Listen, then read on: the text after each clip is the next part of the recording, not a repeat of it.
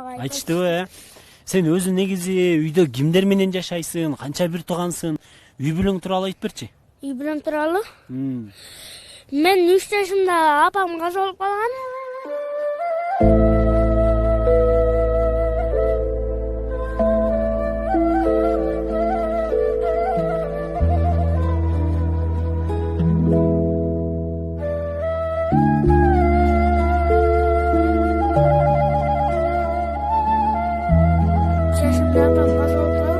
Үйдө аба, эже, бир туугандарым жок.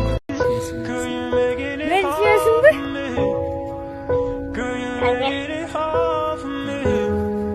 Мен дагы сени сүйөм.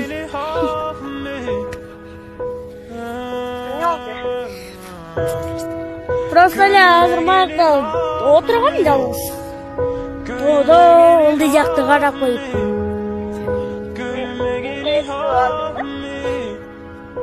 Жок, азыр мен бирөө менен сүйлөшүп алайынчы деп эле тоого чыгып кеткем. Өзүң жаккабы же башка жаккабы? Башка жакка.